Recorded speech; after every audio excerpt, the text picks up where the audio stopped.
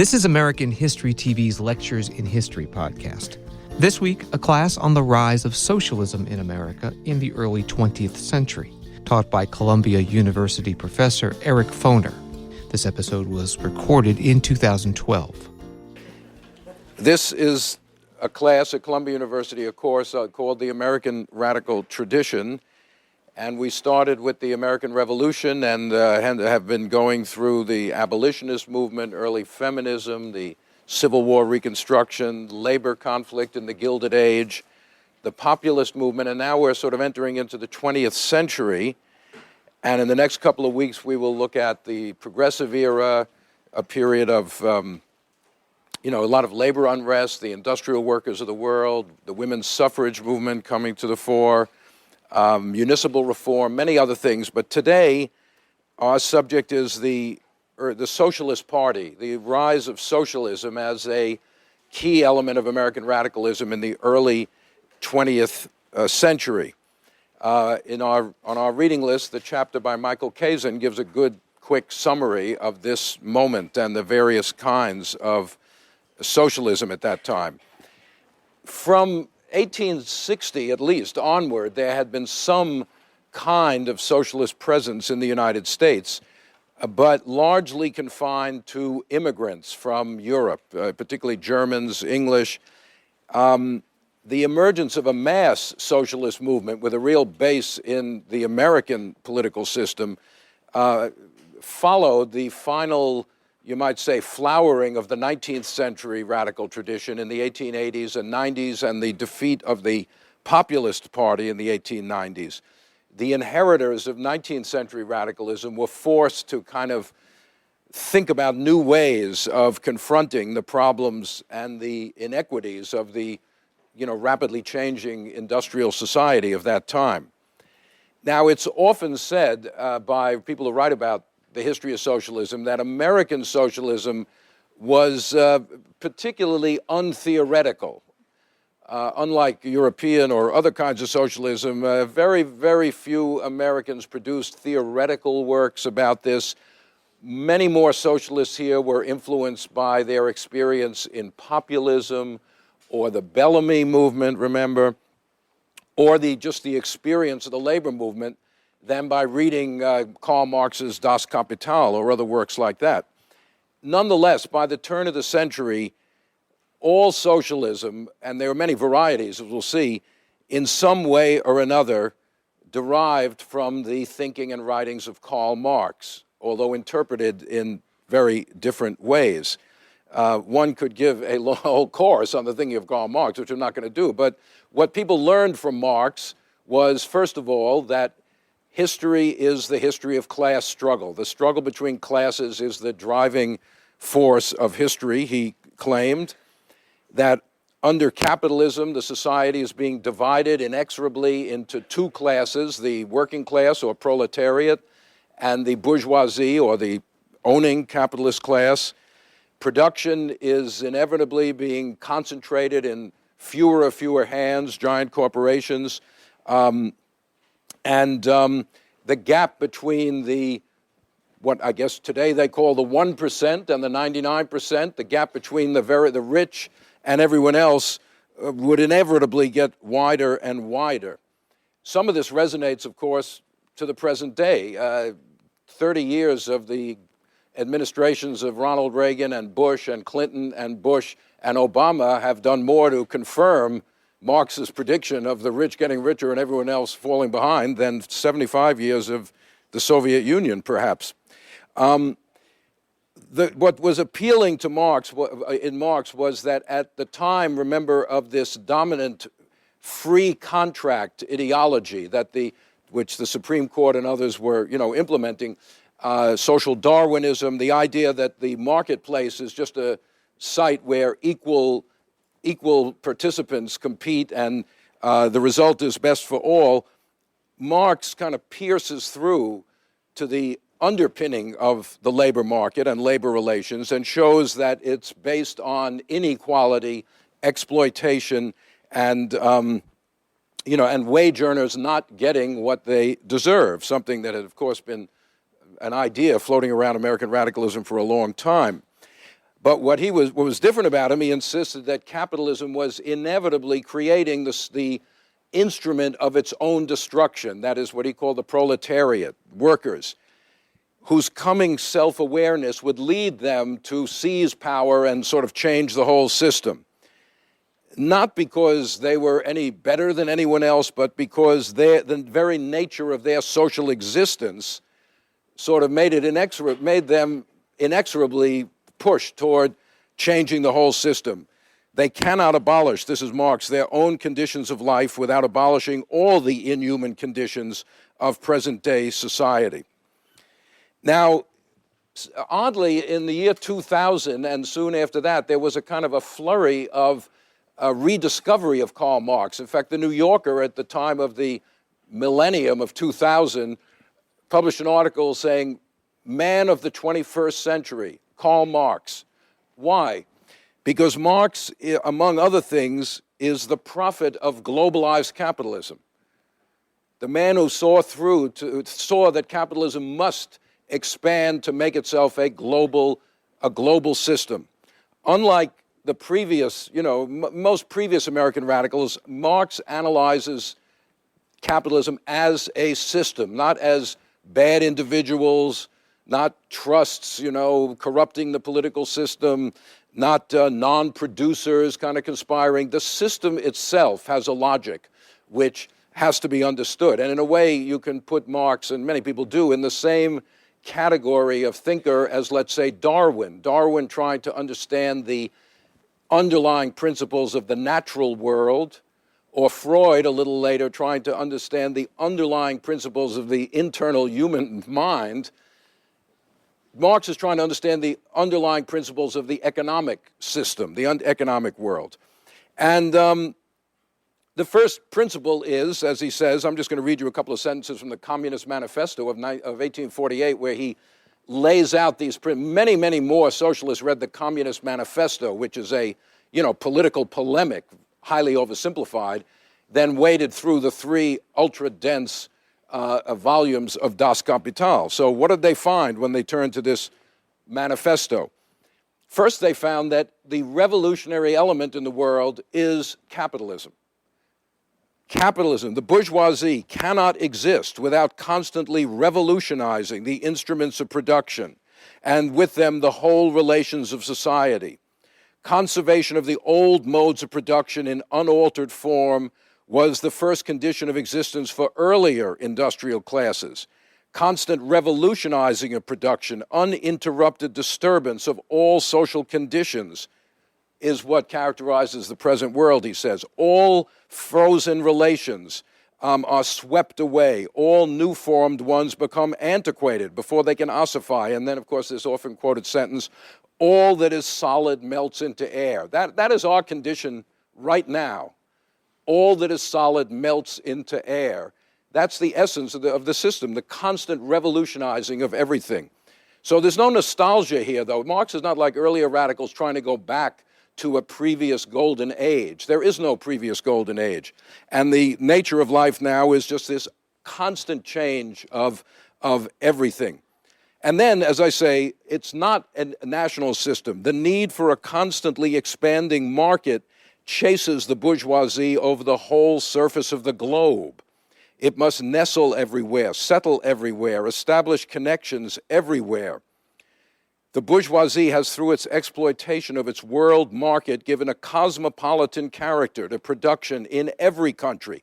National industry is destroyed, he says. This is 1848. National industry destroyed is just getting going. Today, that's what's happening, of course. National industry is destroyed by the inexorable forces of globalization. This is more than 150 years later. All established national industries have been destroyed or are daily being destroyed. Moreover, in the place of old wants satisfied by the production of the country, we find new wants requiring for their satisfaction the products of distant lands and climes. National one-sidedness becomes more and more impossible. In other words, this is a global system, a global world, a global interchange, and that's good. This is not a critique. That is good. That is part of the progress of history, because capitalism is creating the conditions in which a humane life is possible. It is overcoming the barriers of nature and population to massive production. The possibility for an equal or fair distribution of wealth around the world is for the first time created by advanced capitalism, he says. Many people who read the Communist Manifesto are very surprised that most of it is based on praising capitalism for sweeping away all these old systems that are an obstacle to progress. Marx, many of the people who followed Marx thought of him as scientific. Later on, it's called scientific socialism, because he's trying to understand a system. But Marx is not there are very few predictions in Marx. Much of his writing is analytical, not predictive. And his predictions change over time, even though there is a teleology. What I mean that history is moving in a certain direction. It's not inevitable by any means, although later readers would see it as a kind of inexorable process toward a predetermined end. In the 1880s, the American journalist, labor journalist John Swinton, went to England and interviewed Karl Marx, and he asked Marx, what do you see for the future? What do you see for the future? And Marx thought for a minute, and answered in one word: struggle. The future will see struggle. He didn't say the end of that struggle is inevitable. He didn't say what that struggle is going to lead to. That's what he saw. So, but as we'll see in a minute, many people saw in Marxism a kind of way of predicting the future, which I think is not really the essence of what he's talking about. But the point is that the whole analysis suggested that once you marry the productive capacity, the radical productive capacity of socialism, to a more equitable distribution and a more democratic control of the economy, it's a utopian world. I mean, it's sort of like Bellamy in a way, his utopian world, a world of plenty, a world of equality. Socialism appealed to people on an ethical level as much as on a kind of analytical level. It was an unbounded dream. Fourier had promised that people would be 10 feet tall under socialism. The Italian socialist Labriola said all children would grow up to be Galileos under socialism. And Marx had shown, according to people who followed him, that it was inevitable in a way. Not exactly inevitable, but it was the process of history working in that direction. But ultimately, especially in the United States, the ultimate appeal of socialism is ethical, moral, as well as much as analytical and economic. Socialism, said Eugene Debs, is simply capitalism, said Debs, is simply wrong. The vast inequality is simply wrong. There's a kind of Christian underlying, notion of morality beneath the sort of scientific analysis. Well, anyway, in the 1890s, we mentioned this last time, the main expression of socialism in the U.S. was the tiny Socialist Labor Party headed by Daniel De Leon, who I mentioned last time. De Leon, a very strange and difficult guy, was one of the first actually to think in the United States of some of the modern problems of radicalism. The rise of mass culture. What does that mean for alternative? Already you're getting, mass newspapers and magazines and things like that. What should radicals do in a society where, a certain dominant culture, this goes back to Goodwin, is kind of, permeating the society? Well, he concluded that the way to do that is to form a uncompromisingly radical party of workers, a political party which would work with radical unions to mobilize workers, to get them to think in a radical way. Not a new idea, but he also concluded that the entire labor movement was basically an obstacle to this, particularly the American Federation of Labor, which he said was dominated by what he called labor fakers, who, and that the immediate role of socialists, said De Leon, was to destroy the existing labor movement and create new radical unions. Well, you can imagine that the existing unions were not too happy with the notion that the role of socialism was to first destroy their unions. And some of them had joined the Socialist Labor Party in the 1890s, and then they said, well, wait a minute, why is my political party trying to destroy the union that I'm working with? So many of them left rather quickly, but De Leon was, as I say, his views actually, we'll see next time, would influence the industrial workers of the world, which attempted to mobilize or organize those mass production workers which the American Federation of Labor had left out. But when the Socialist Party of America is founded in 1901, De Leon and his little group is the one group of socialists who remain outside, who are not really part of this group. So who does come together in 1901 to form this umbrella group called the Socialist Party of America? Well, a conglomeration of people. After the defeat of Bryan in 1896, remember, some Bellamyites, followers of Eugene Debs and others, had formed a group called the Brotherhood of the Cooperative Commonwealth. They had a plan to move en masse to some western state with limited population and basically take over the state by people moving in. And they thought maybe they'd plant colonies in the state of Washington or something. Didn't really get anywhere, but that's sort of the old communitarian, ethos. But this group, the Brotherhood of the Cooperative Commonwealth, is part of this Socialist Party. Many people who were disaffected from by the failure of populism come in. Quite a few labor unions, but the American Railroad Union of Debs, mine workers, others come in. And in 1901, as I say, under this umbrella, they formed the Socialist Party of America, a very small group. But within a decade or so, that is by 1912, or up to World War I, this is really the point here. Between 1901 and World War I, which breaks out in 1914, but the U.S. doesn't enter until 1917, socialism grows to become a significant part of the political discourse in the United States, a factor in American life. Not a majority by any means, of course, but not a fringe sectarian group as it would later become. And the first thing we have to do to think about this is to remember my admonition, which I've mentioned before, to read history forward, not backward. You cannot understand the Socialist Party of the pre-World War I period without, in a sense, forgetting about World War I, the Russian Revolution, the Cold War, and many, many other things that will happen in the history of socialism and then communism, which will split socialism into sectarian groups, which will discredit it in many ways in the eyes of people. But nobody knows that's coming in the period from 1901 to 1914 or 1917. Today, socialism, to the extent that it exists at all in our political discourse, is just an all-purpose term of abuse, right? You hear on TV, Obama is a socialist, right? What do the people who say that mean? They don't actually understand either Obama or socialism. It's just a way of saying, I don't like Obama. So I don't like this thing that he's done, that thing that he's done, fair enough. But to call him a socialist is absurd.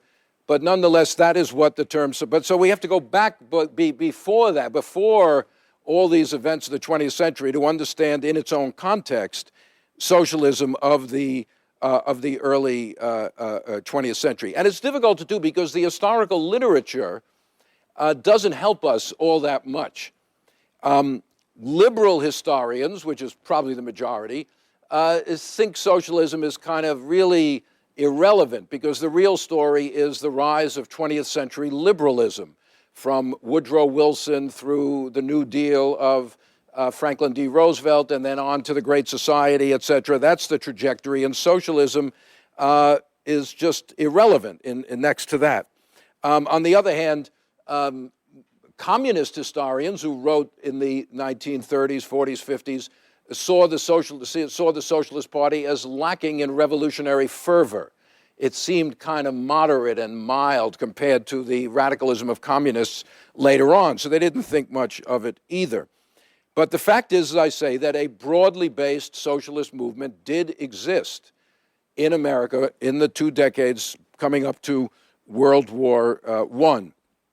At the height of their influence, the Socialist Party had 150,000 dues-paying members. Today, to be a member of a political party, you just register and vote in the primary. But these were people who paid dues to the Socialist Party. There were hundreds of socialist newspapers scattered around the country.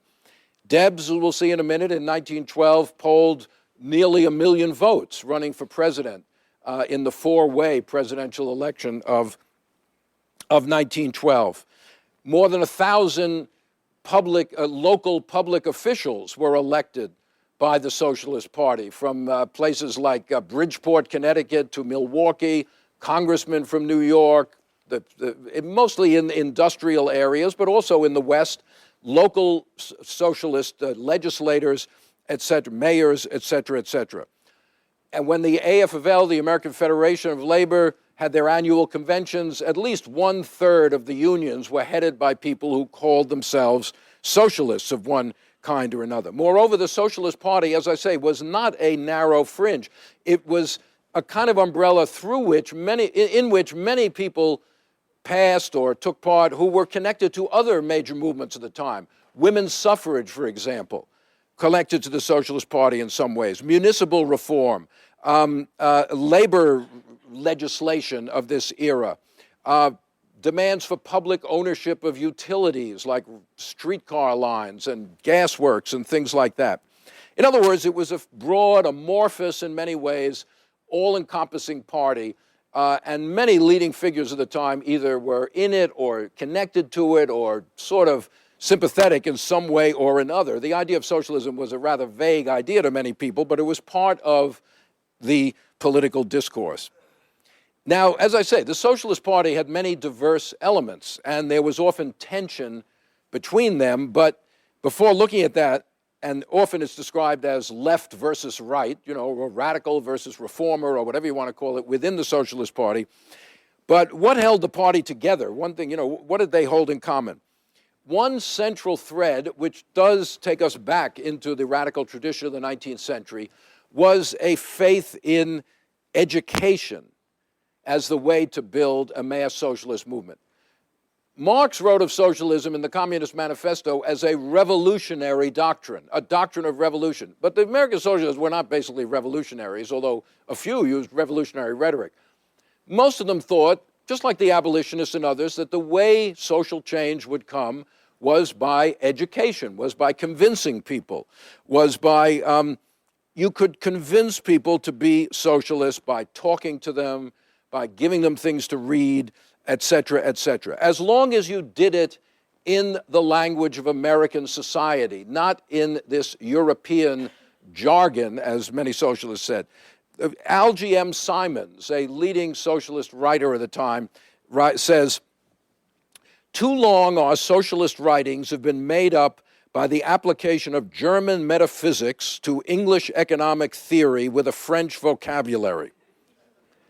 The great task of socialist writers for the next 2 years is to interpret American experience in the language and style which will appeal to the American people."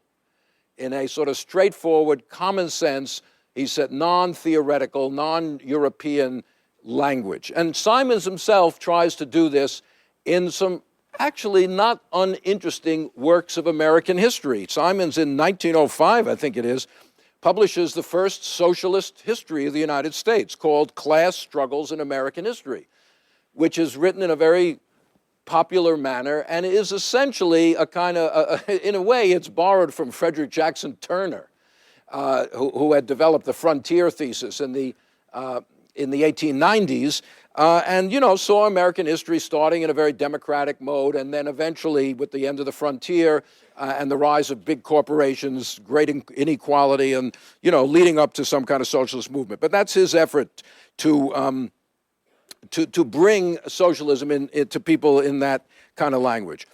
But the notion of education, though, is broader than that. It is, and we should understand this, actually, being in a great university like this. Socialists, Marxists saw themselves as heirs of the Western tradition. This is hard to understand when today people see socialist ideas or as kind of alien. They were the heirs of the Enlightenment, they felt. The heirs of the Western tradition, and socialism was part of the legacy of the Enlightenment.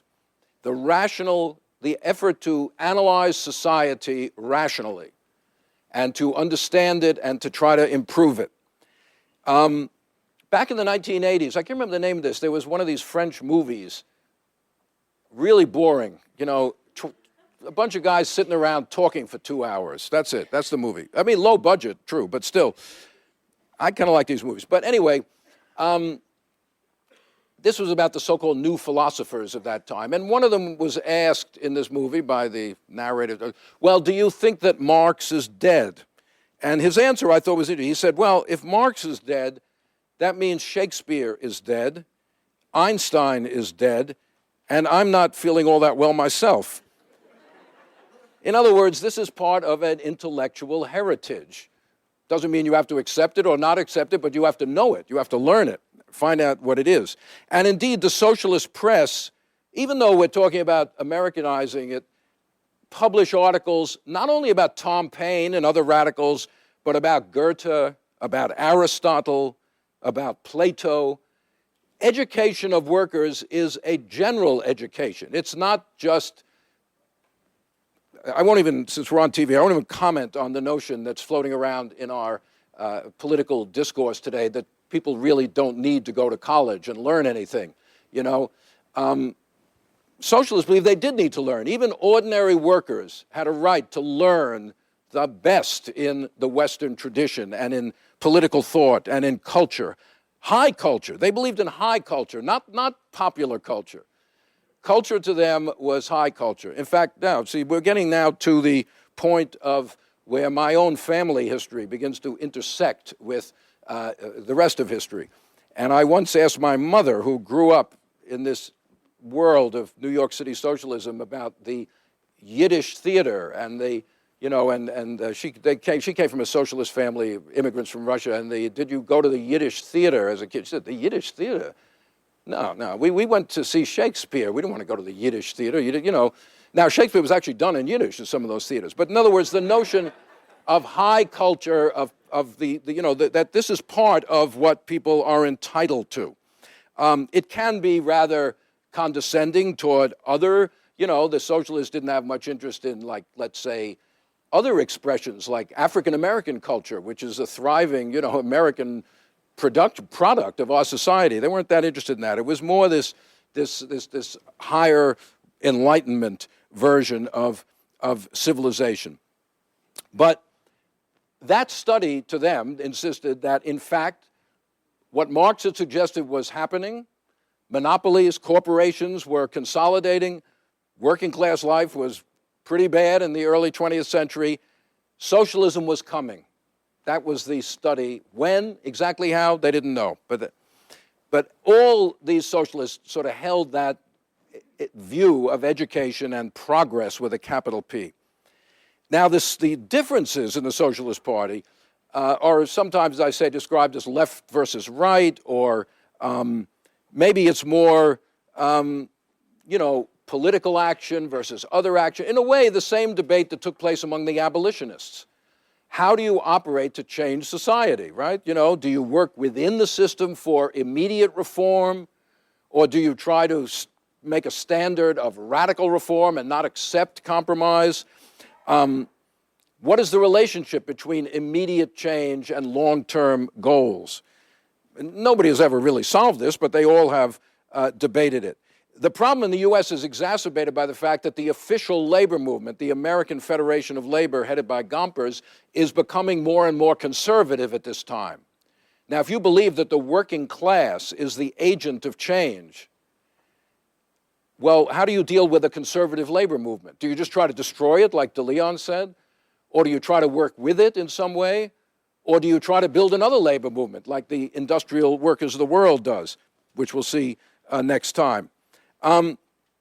So the more moderate socialists wanted to make socialism relevant to the everyday life of ordinary people by stressing immediate reforms. The Socialist Party platform, 1904, 1908, 1912, kind of fudged this by demanding both immediate reforms and long-term radical change. So, for example, the Socialist platform includes issues like public ownership of the railroads, free university education, not a bad idea, aid to the unemployed, government unemployed assistance.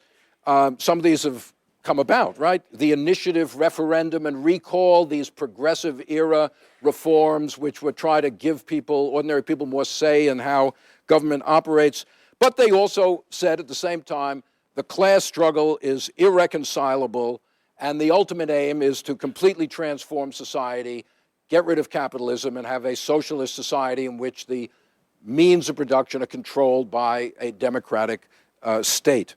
The more conservative, the so-called right-wing socialists were, you might say, evolutionists, like they were like Bellamy, that this will just happen. You can read Marx to say, we don't really have to do much. Capitalism is evolving in this direction. Let's just wait for it to happen, right? It's the inexorable process of the system itself. So there's no need for a revolution or anything like that. Capitalism will just evolve into something better. So the trick is to just help it along, so to speak. This is what Kazin talks about as a teleology, as I said, right? The notion of history inexorably evolving in a particular known direction. Now, the so-called moderate or right-wing socialists, the two great centers were New York City and Milwaukee. And since we are here in New York City, let's look a little bit at this great socialist culture that emerged in New York City in the World War I era, centered in German and particularly Jewish immigrants from the Tsarist Empire, who came in very large numbers in the 1890s and early 20th century. The foundation of Jewish socialism was the super exploitation of the Jewish working class, the garment workers, cloak makers, women workers in factory, in the sweatshops. The leaders were professional people like Morris Hillquit, Louis Boudin. These were writers, lawyers. Hillquit had graduated from NYU Law School.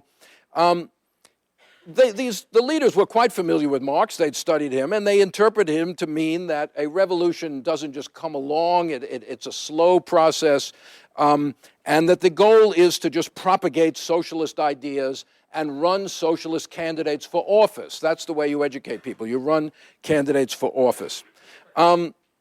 Here's a wonderful little cartoon from a Yiddish newspaper of that time. Here is Karl Marx, sort of as Moses, right? Leading the children of Israel into the promised land of socialism.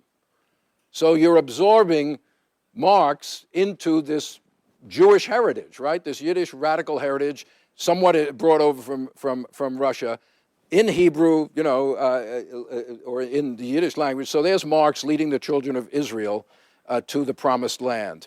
And New York City is a time here. In New York City, as I say, I'm going to give you one other picture here. The working women. Here's women in a sweatshop. Okay, I'm not even sure what year this is, but the large numbers of immigrant women, actually a lot of Italian women too, working in these sweatshops at sewing machines, just producing clothing all the time, day and night, for tiny wages. And their situation is the kind of seedbed of the rise of socialist organization and the labor movement, in ILGW, the Garment Workers Union, and others. The Lower East Side, that's where in the year 1920, so many immigrants were living in Manhattan. The year 1920, the population density of Manhattan was greater than the city of Calcutta in India. There were like almost 3 times as many people living on Manhattan Island then than there are now. Over 2 million people living on this little island, packed in densely, mostly into these working class districts way downtown. The Lower East Side elected Meyer London, a socialist, to Congress in 1914. Again, London, another guy speaking the language of socialism in the American tradition.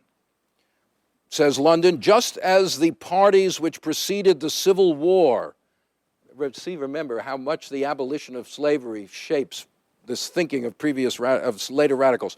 Just as the numerous parties which preceded the Civil War had the abolition of chattel slavery as its issue, parties today divide on the issue whether the industrial oligarchy shall survive and democracy perish, or whether the republic will survive and wage slavery perish. The socialist movement is the abolitionist movement of the 20th century.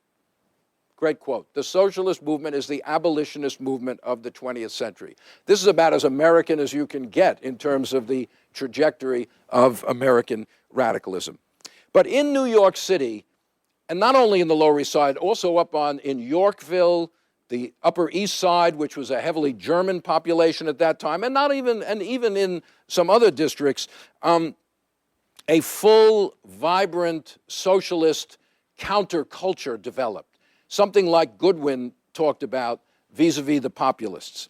Based on massive labor unrest, you had the strikes of 20,000 women garment workers in 1909, strike of 50,000 male cloak workers in 1911, I think, and many, many other strikes in New York City, which became kind of outpourings of community or inspired outpourings of community support. Here's a description of 1916. The streetcar drivers went on strike in New York City. You know, we used to be crisscrossed with these streetcars before the building of all the subways. The parade of striking streetcar workers from uptown, Yorkville, like 86th and Lexington, down to Union Square, 14th Street. As they left Yorktown, relatives and friends of the marchers cheered for 2 hours. Great throngs lined Madison and 4th Avenue, and the head of the line reached the cloak-making district below 34th. The windows of the factories were black with workers. Men ceased work on buildings to cheer as the carmen passed. Teamsters parked their wagons on the side streets. Even the policemen grinned and openly manifested their pleasure at the parade.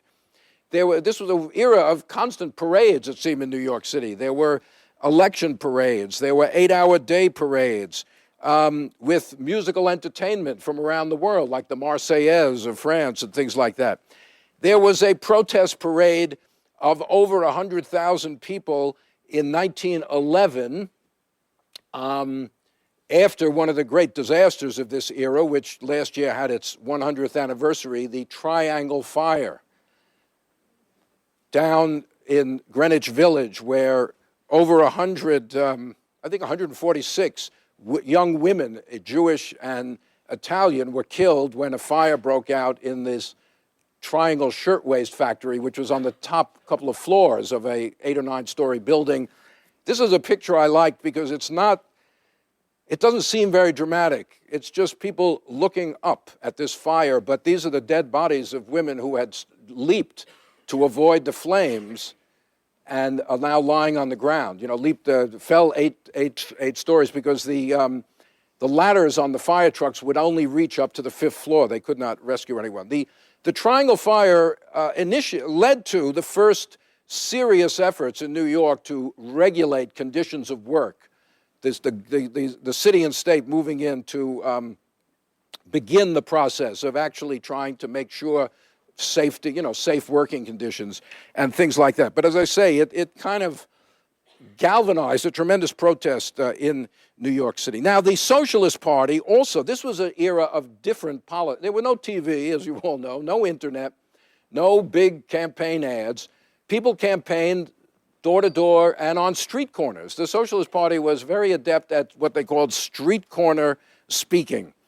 And the socialist press in New York, the New York Call, for example, daily newspaper, published commentaries on different street corners and what should you say on these street corners? You know, what kind of people live around there? How do you spread the message? Well, for example, 96th and 2nd Avenue over on the east side. Theoretical and Marxian speeches don't go down well on this corner. Keep it simple. 35th and Broadway. The non-religious character of the Socialist Party should be hammered home in this district. And then one Irish neighborhood that's talking about. Religious discussions, no matter how well conducted, have no place in propaganda meetings here. Kill capitalism. Let the other fellow kill God. Right? Don't worry about that. Just deal with capitalism. Don't get into religious controversies, okay? One of the most popular street corner speakers in New York for the Socialists was a guy named Gerald M. Fitzgibbon. Gerald Fitzgibbon. And this is an account of Fitzgibbon as a speaker, a memoir from that period. Fitzgibbon, the street corner soapbox speaker, never used mysterious phrases. For 1 hour, he was funny, much funnier than any vaudeville act. When he described how the rich lived, the audience nearly died laughing. When he described how the poor suffered, they laughed too. He would start with a working man getting up at dawn to go to work, his sloppy breakfast, the dingy streetcar, the filthy shop, the fat foreman, the hasty lunch, the weary afternoon, the ride home, the rush to the hungry wife and kids, the noise of the street, 6 days of it. Work, work, work. Work, eat, sleep. Work, eat, sleep. Whatever Marx may have said, Fitzgibbon knew his stuff. This was just the way my friends' fathers lived, like dogs. And when the audience was tired of laughing, he would shout, "Fools, how long will you stand this slavery?" And then he went on to explain, quote, the economics of capitalism. The trouble was the people who worked were robbed by the people who owned the means of production and who lived on the wealth produced by those who operated the means of production. Clear? What was the solution? Abolish the system. Turn the private ownership of the mines, factories, and railways over to the people. Very simple. Fitzgibbon was a very popular speaker, obviously. So the point is, here in New York, socialism was a movement that transcended the division between workplace and public place. It existed in the public as well as in the shop. It transcended ethnic boundaries.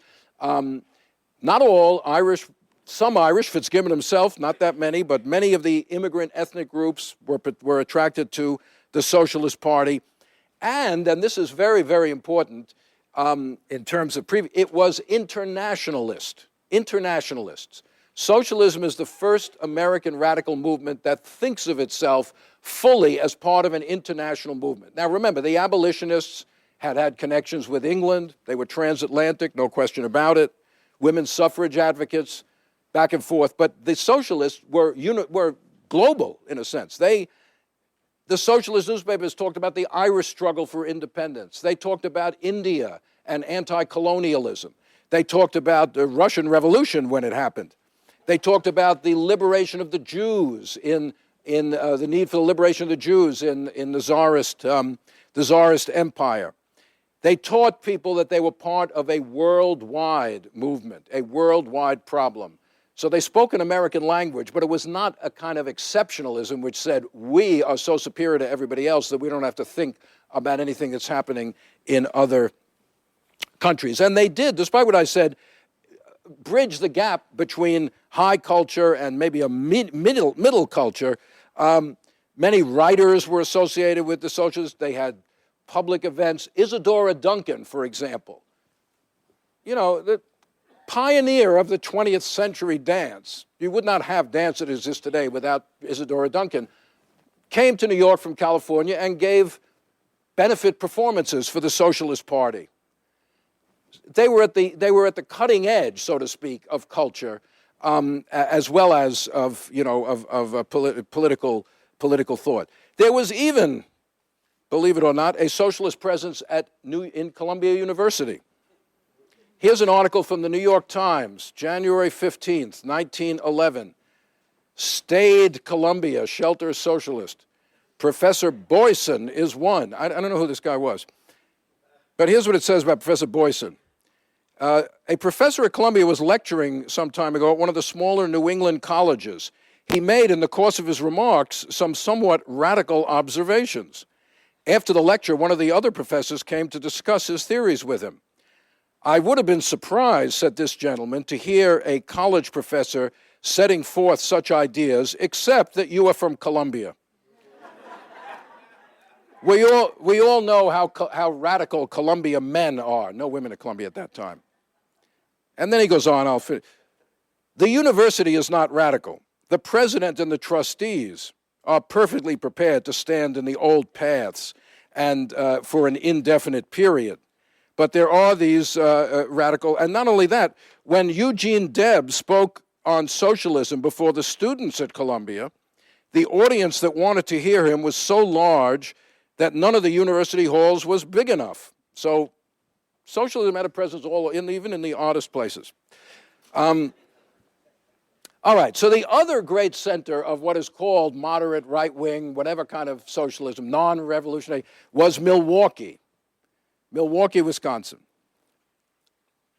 The leader there was a man named Victor Berger, German-born, a teacher, politician, newspaper editor, who in the 1890s had formed the Social Democratic Society of Milwaukee with close ties to the populist movement and the trade union, the American Federation of Labor Trade Unions in Milwaukee, and brought his group into the Socialist Party in 1901. And Berger said, what socialists have to do is win the allegiance of the unions, the trade unions, particularly the skilled craft unions, and to win election in local offices. That's the way to get to socialism. Win the confidence of unions, run candidates for office.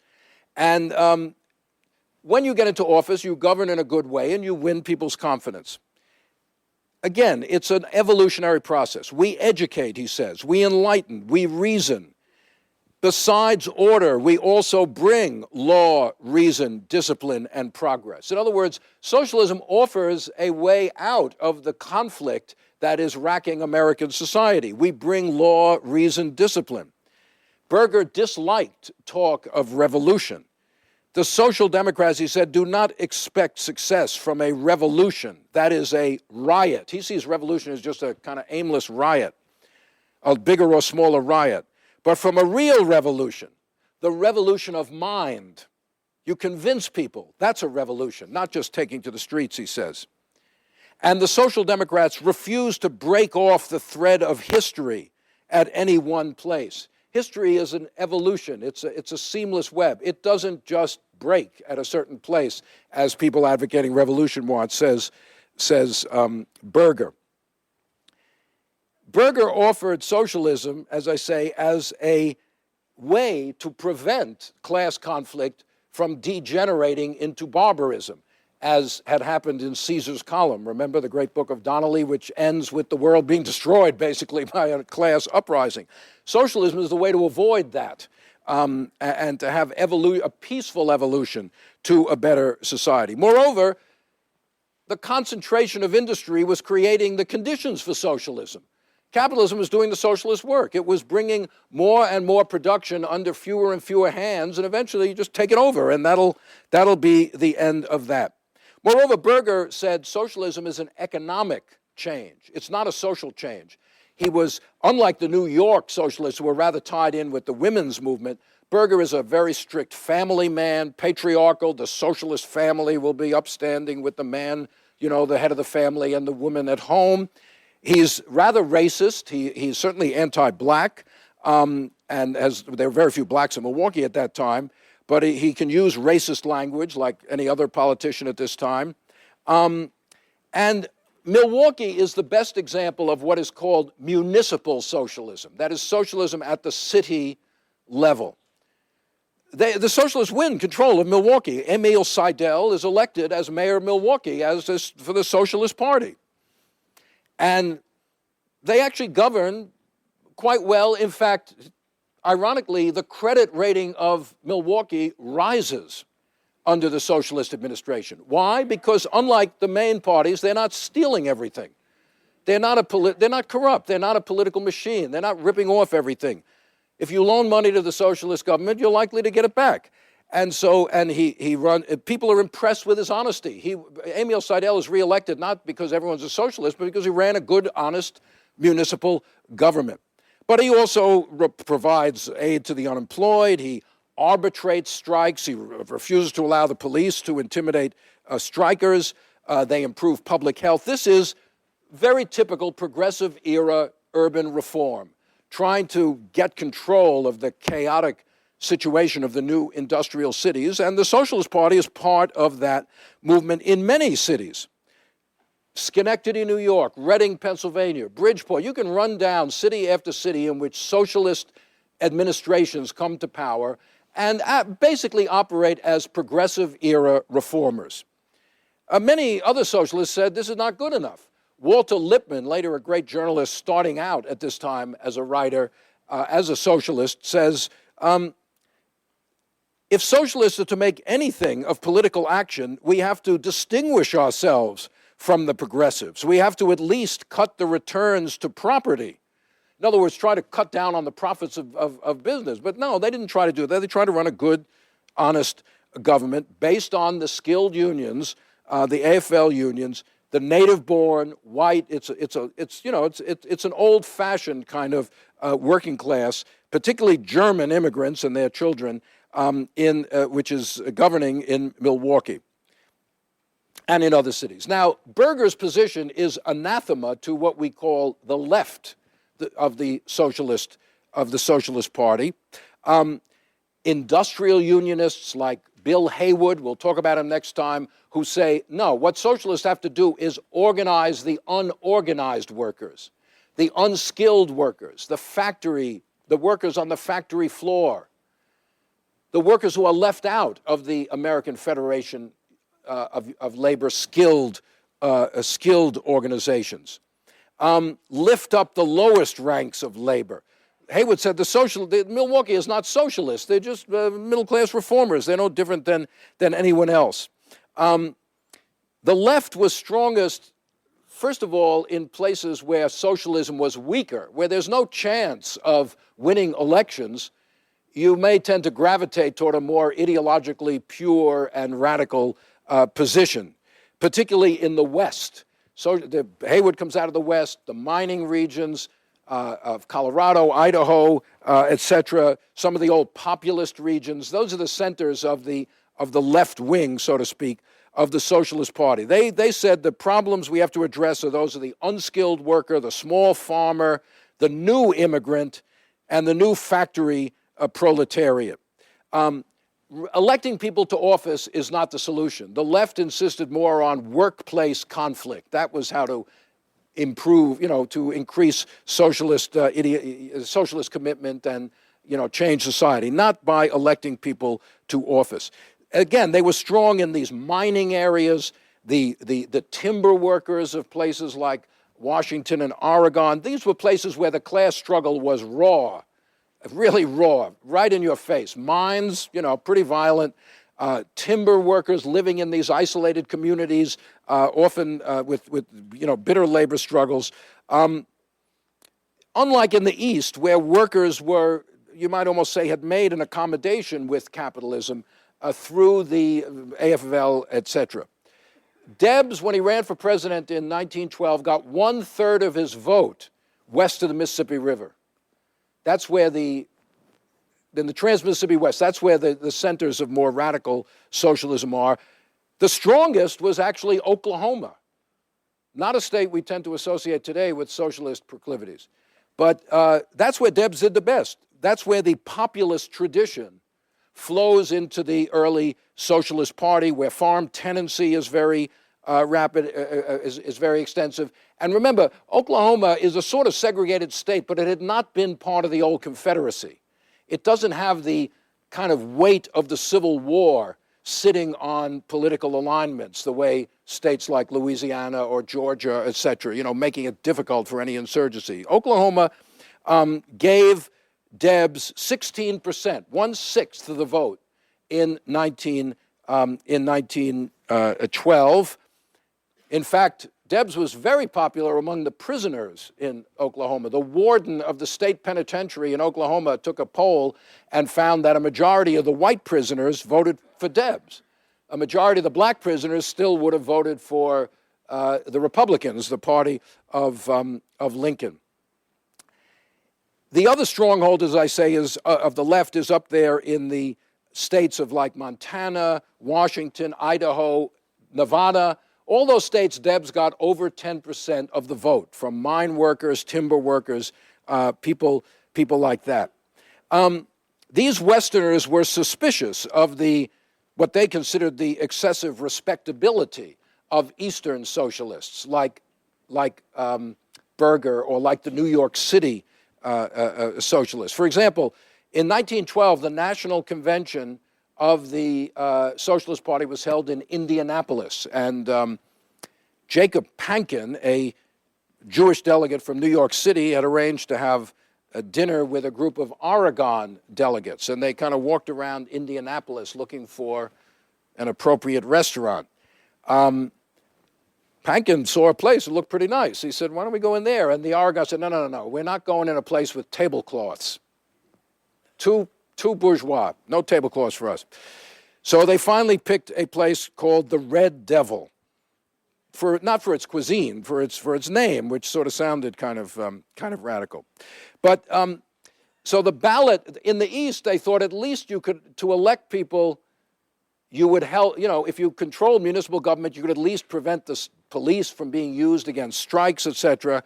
But the Western socialists distrusted these victories in Milwaukee and as not really socialist in essence. Finally, standing with one foot in each camp, and the only leader around whom the socialists could unite nationally was Eugene Debs, the greatest of all the socialist leaders. Here is Debs addressing a very large crowd. He's way over on the left there in Chicago. In Chicago, yeah. I'm not sure what part, but this is in a park in Chicago. Debs speaking to a large crowd.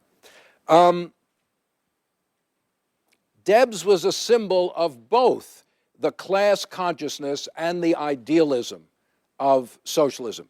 He came out of the American Railroad Union, remember, which had suffered the great defeat in 1894 of its national strike because of the use of federal troops and injunctions.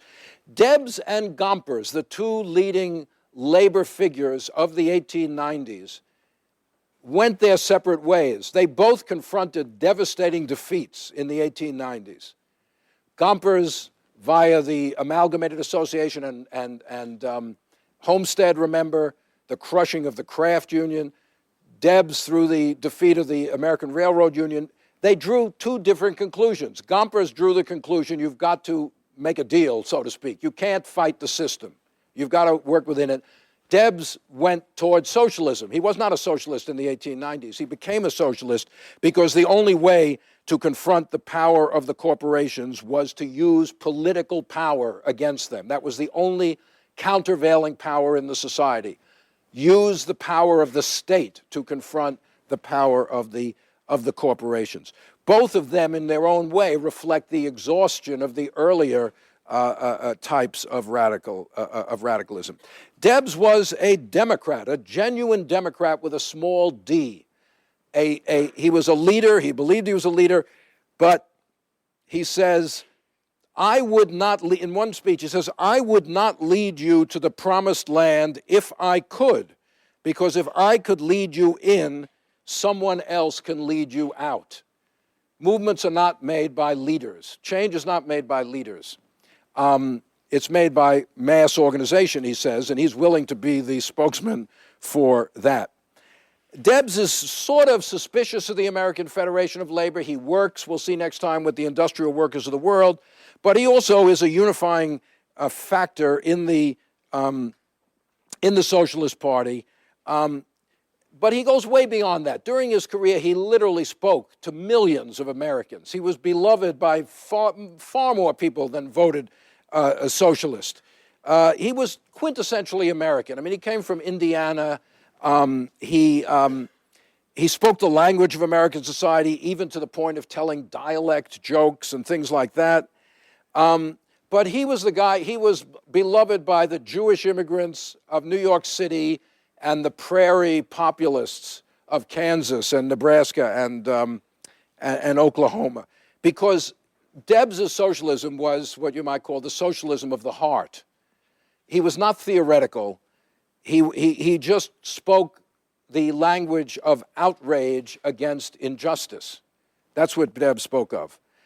Capitalism was, and to do that, he drew on American language, the Declaration of Independence, all men are created equal, and Christian language. He himself was not a religious man at all. He was more of a reader, a follower of Thomas Paine, but it's kind of Christian radicalism of, Jesus throwing the money changers out of the temple and things like that. The evil of riches. He opposed talk of violence, of sabotage. He said, again, socialism has to come through democratic means, through election, through organization. And, maybe the best way to summarize him is through his great speech. We'll hear more about this in 1918 when he is jailed for opposing American involvement in World War I. He gives this famous speech at his sentencing where he says, "While there is a lower class, I am in it. While there is a criminal element, I am of it.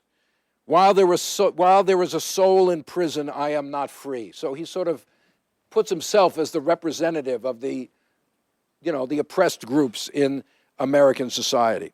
But Debs is not a politician. Even though he runs for president over and over again, he's not really a politician. He's not interested in the internecine battles within the Socialist Party. And as a result of that, generally speaking, at the national party level, which is really not where the party operates, the sort of conservative, more right-wing or moderate socialists are in control. But at the grassroots, there's always this battle.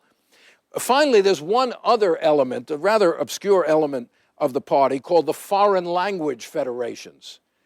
Immigrants who organize socialist federations in their own indigenous language. And often, because they did not speak English, and they had their own newspapers, their own publications, and often the other socialists had no idea what they were doing or saying. I mean, you had to read Finnish if you wanted to find out what the Finnish Socialist Federation was doing. So they were kind of out there as a kind of a wild card group organizing socialism among various immigrant groups. I mentioned the Finns because they were one of the most radical groups. I don't know if anyone here has a Finnish ancestry, but up in the upper Midwest, in Michigan, in the mining areas, Michigan, Minnesota, Wisconsin, the Finns are a major part of the Finnish Federation, a major part of the socialist movement. One might almost say that the two biggest groups in the socialist movement of new immigrants, not the Germans, are immigrants from the Russian Empire, Jews and Finns. Finland at that time is part of the Tsarist Empire. People who flee the Tsarist Empire are pretty riled up about things and maybe more attracted to socialism. I once went to a paper at a conference about this given by a woman who had grown up in a Finnish radical family. And she's talking about this was a while ago, her mother, who had been an immigrant before World War I, and I guess this one was born here, but she said, they brought the Finns brought their radicalism with them, she says. My mother's ambition, my mother's dream for me was that I would be the person who assassinated the Tsar. That's what you want to grow up and do something useful? Assassinate the Tsar. Then you make something good of yourself. There were also Slavic federations, Italian federations, but that's a whole other group in the Socialist Party, and a lot of people, it's hard to even know what exactly they were doing. So anyway, in 1912, 100 years ago, right, we are entering now a presidential campaign, which will last, will last till November. 1912 was one of the most momentous presidential campaigns in American history. Remember the four-way campaign. Very unusual in American politics. The only other time we had four credible candidates for president was 1860, I think. So you had President William Howard Taft representing the sort of mainstream Republicans. You had ex-President Theodore Roosevelt, right, running as the candidate of the new Progressive Party. Roosevelt had broken off from the Republicans on the grounds that Taft was undermining some of his progressive reforms from when he had been president, and formed this new so-called Bull Moose Party or Progressive Party. And the Progressive Party platform of 1912 is well worth reading. It is the blueprint for 20th century liberalism. Modern liberalism is the working out of the Progressive Party platform of 1912 in some ways. Some of it is implemented in the New Deal. Some of it is implemented in the Great Society. Some of it, like universal health insurance, has still not been implemented 100 years later. And then, of course, there was Woodrow Wilson running as the Democratic Party candidate. Also a progressive. Every one of those three people claimed to be part of the progressive movement and claimed to have an answer to the inequalities of wealth and corporate power. And then there was Eugene Debs running as the socialist candidate. And not likely to win, but a part of the political campaign. And in 1912, socialism appeared to be a rising force, not only in the United States, but elsewhere. In Germany, the Social Democratic Party, the largest in the West, had almost a majority of the Reichstag, the parliament. They seemed to be on the verge of coming to power through the electoral process in Germany. In Finland, the Social Democrats were up around 40% of the vote in that district. In Austria, 25%. In Britain, the Labour Party, which had a socialist platform, was a major factor in British politics. So in 1912, of course, Wilson is elected. Theodore Roosevelt comes in second, Taft, and then Debs has his over 900,000 votes, or 6% of the total. Debs gets 6% of the total. Not, a tremendous amount, but enough to be a factor in the election. In the same year, Max Hayes, running as a socialist for president of the American Federation of Labor against Samuel Gompers, gets 1/3 of the vote in the American Federation of Labor annual convention. So there's a socialist presence there. The largest weekly periodical in the nation is a socialist magazine called The Appeal to Reason, which had over 700,000 subscribers, more than the Saturday Evening Post or Harper's Magazine or things like that. Which the Appeal to Reason, I'm going to show you something from the Appeal to Reason here. It published all sorts of articles, some of them, here we go. Some of them odd, we'll see this in a minute. Articles about socialism, articles about capitalism by Debs, side by side with all sorts of oddball ads. Here's some ads from the, here you have Helen Keller's book, Out of the Dark. Keller, a socialist. People don't remember that when they talk about her work for the blind. Socialist Penance, Socialist Move with the Movies. Get into the culture, how to be a successful speaker, et cetera, et cetera. Socialist Watch at an antitrust price. They had ads for gold stocks and patent medicines and medicines to cure the ills of wage slavery, things like that. So it was a popular and kind of offbeat, but serious magazine. Their most popular columnist was a guy called Warbling Wilbur every week, and one agent, Louis Klamroth, on a bicycle traveled around the Great Plains and sold over 100,000 subscriptions to the Appeal to Reason. But it was only one of 300 socialist newspapers and magazines in the country in that year. In New York City, the Jewish Daily Forward here in New York, a Yiddish daily newspaper, had 150,000 daily readers. The National Ripsaw, another one, 150,000 readers. The Socialist Party was not only concentrated among workers, but among, as I say, small farmers, small towns, and a few ethnic groups, not all by any means, some are strong in some ethnic groups. Even a few millionaires joined the Socialist Party, most prominently Gaylord Wilshire, after whom Wilshire Boulevard in L.A. is named. The Socialist Party attracted intellectuals like Upton Sinclair and Jack London, middle-class reformers, we'll talk about them pretty soon, Charlotte Perkins Gilman and Margaret Sanger come out of the socialist milieu. Many women's suffrage advocates are connected with socialism. Socialism is coming, says the appeal to reason in 1912. Socialism is coming. It's coming like a prairie fire. Nothing can stop it. The next few years will give the nation to the Socialist Party, this optimism. But if you look more closely in 1912, you would also see some real serious weaknesses.